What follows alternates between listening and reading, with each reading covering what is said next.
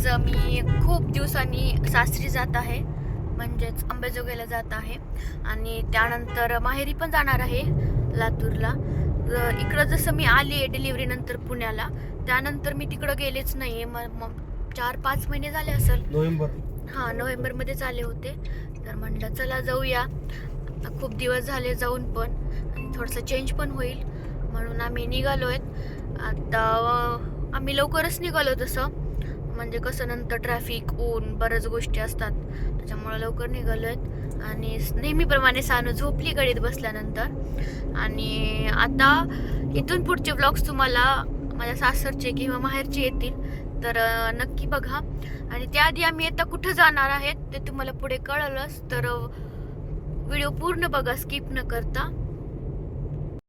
तर असं छान प्रवास चालू झाला आमचा. एकदम मस्त गाणी ऐकत ऐकत छान वाटत होतं. सकाळचं वातावरण होतं असं सुंदर, छान, एकदम भारी वाटत. आणि आम्हाला चहा प्यायला थांबायचं होतं, नाश्ता वगैरे, पण खूपच क्वचित असे हॉटेल चालू होते, कारण ते जे मध्ये चालू होतं गॅस वगैरे, त्यामुळं तर खूप आम्हाला म्हणजे पुढंपर्यंत जावं लागलं, पुण्याच्या बाहेरपर्यंत. आणि मग आम्हाला कुठे एका ठिकाणी नाश्ता भेटला. ट्रकवरती किती छान छान शेरोशायरी असतात ना, तर असंच आम्ही जात जात त्या शेरोशायरी खूप एन्जॉय केल्या. ट्रकवरच्या प्रत्येक ट्रक मागे काही ना काही असतंच. तर वरच्या अशा गोष्टी वाचायला मजा येते. शेरोशायरी पाठीमागं झोपवलं होतं मी, कारण ती मांडीवर फार अवघड होऊन जाते, कारण मांडीवरती फार अवघड होऊन जातं. तर आम्ही सोलापूर हायवेला थांबलो आहेत.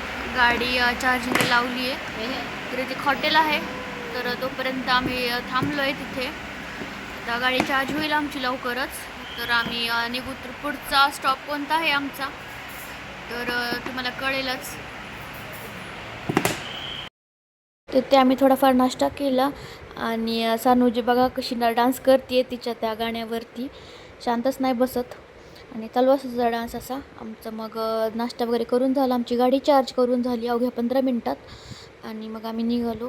आणि सोलापूरचं ऊन म्हणलं की माहितीच आहे आपल्याला, खूप जास्त टेम्परेचर असतं सोलापूरमध्ये. एकदम फार अशा झळा लागत होत्या उन्हाच्या. तर मी अशी माझी ओढणी पांघरून घेऊन जात होती सानूला. तर निघालो आणि चार्जिंग झाली आमची तशी गाडी, दाखवते मी तुम्हाला. महिंद्राचंच चार्जर होतं, सो पटकन झाली चार्जिंग, जास्त वेळ नाही लागला. आणि म्हणजे महिंद्राच होतं त्यामुळे मग फास्ट चार्जिंग झाली.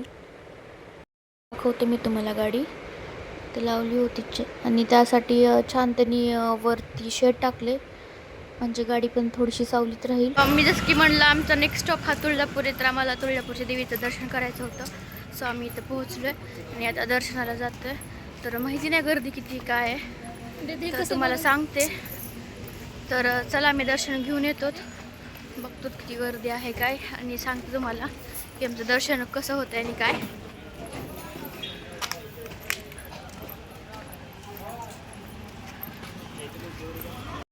मला देवीची खणा नारळाने ओटी भरायची होती, सो मी छान असं साडी वगैरे सगळं असं घेतलं, फुलं वगैरे, आणि आम्ही निघालो. साई पण आला होता लातूरवरनं तुळजापूरला, तर तो आमच्यासाठी डब्बा घेऊन आला होता तसं खरं म्हणजे तर.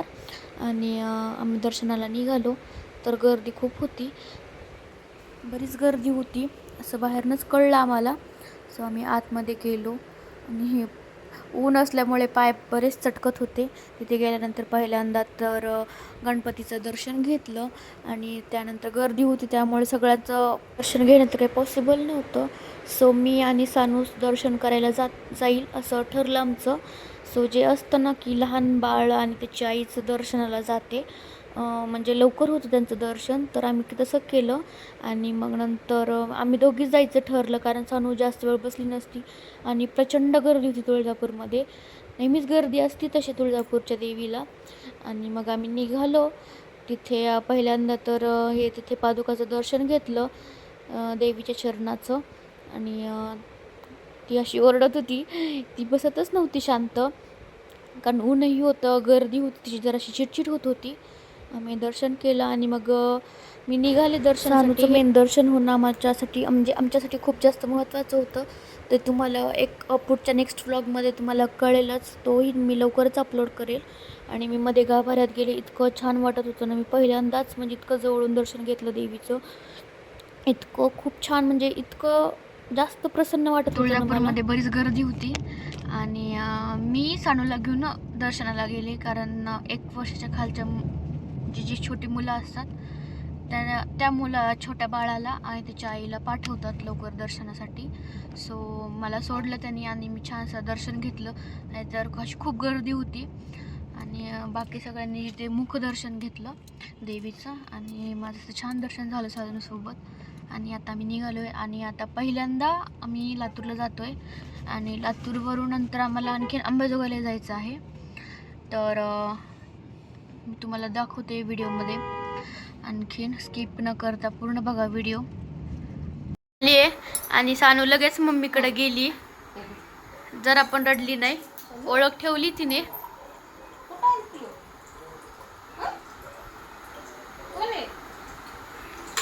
कोण आहे का सानू?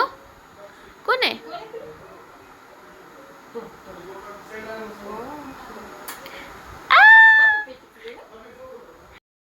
लातूरला थोडंसं बसून घरी म्हणजे आम्ही निघालो अंबाजोगाईला जाण्यासाठी. आणि मी गाडीत बसल्यानंतर सानू अशी रडत होती. तिला वाटत होतं मी जाईल की काय, तर ती गाडीत बसण्यासाठी रडत होती. मग आम्हाला आता इथून जायचं आहे माझ्या नंदेच्या घरी, त्या लातूरमध्येच राहतात. लातूरमध्येच ना माझी मोठी नणंद राहते. तर आम्ही त्यांना सरप्राईज देणार आहे. त्यांना माहिती नाही आहे की आम्ही येतोय, तर आम्ही त्यांना सरप्राईज देतो. आता तुम्हाला दाखवते त्यांची रिॲक्शन.